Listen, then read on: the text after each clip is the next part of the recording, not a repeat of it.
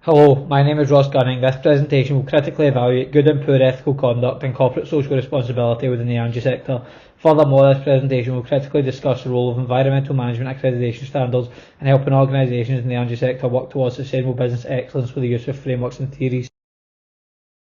Due to the damaging impacts of climate change, for many years the energy sector has been at the forefront of ethical issues, with massive pressure on energy companies to move from the use of fossil fuels, which result in high carbon emissions, to renewable energy. Scientists have advised that fossil fuel emissions should be reduced by up to 80% in the next 30 years to avoid irreversible disastrous climate change to our planet, thus resulting in organisations, especially in the energy sector, having to be seen to be socially responsible and doing a bit to cut down on fossil fuel emissions. The most prominent source of carbon emissions is the burning of coal, oil and natural gases to create heat and electricity. This accounts for over 30% of the world's carbon emissions. In order to tackle this and to reduce carbon emissions, organisations are attempting to move to renewable energy sources such as wind energy and solar energy in order to become more ethically thorough. Moreover, in the modern world, the general public are far more concerned with climate change and are more likely to take their custom to a business who seem to be socially responsible. Thus, not only does an organisation being more socially responsible and ethical have positive impacts on the environment, but it can also increase a business's popularity within their sector and therefore increase the organisation's market share and profitability. This is emphasised by the business ethics and organisational sustainability model. Yuganow's framework suggests that when an organisation is seen to be ethical, socially responsible, and has a high standard of environmental social governance, it will be a highly profitable and sustainable organisation. In the energy sector, there is fierce competition with all companies aiming to move to renewable energy. Currently, Octopus Energy is leading the race with 100% of the company's energy being renewable. The business's energy sources come from wind, which makes up 75% of their energy, solar, which makes up 21%, and the rest coming from hydropower plants and eco-friendly gases.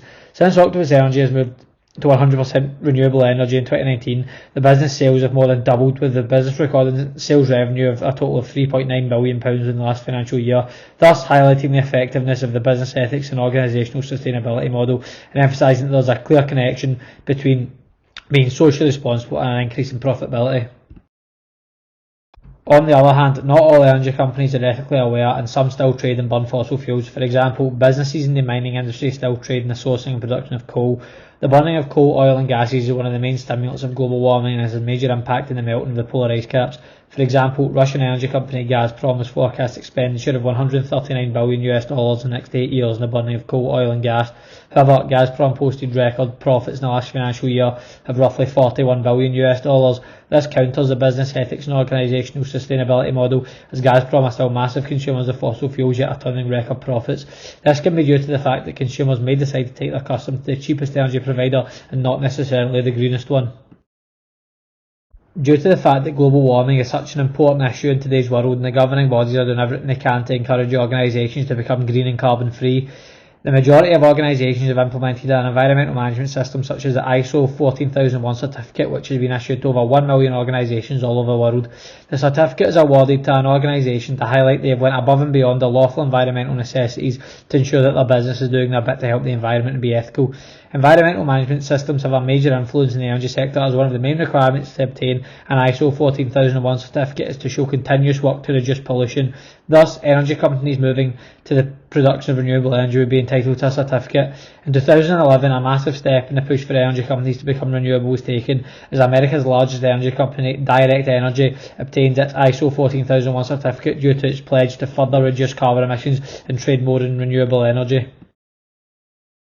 However, organisations in Russia do not have any kind of environmental management systems. The Russian energy sector is catastrophic to the environment and consequently results in 48% of the damage and pollution to the environment. This portrays exactly why Gazprom have such high emissions, as they are not motivated to be ethical, as their country of origin doesn't offer any incentives or rewards for ethicality, which causes a really detrimental challenge to the rest of the world who have made so much progress. In conclusion, the energy sector is one that still has a lot of work to do to be seen as an ethical industry. As much as the good work of the majority of countries has taken the industry in the right direction, the amount of fossil fuels being burned is unsustainable for the environment and will have irreversible implications in the world as we know it today if changes aren't made. In order for the environment to become healthy and sustainable, energy organisations in countries such as Russia and China need to put more effort into their climate change proposals and reduce consumption of fossil fuels. To assist with this, the governing body should create environmental management systems such as the ISO 14001 certificate to motivate their organisations to be ethical.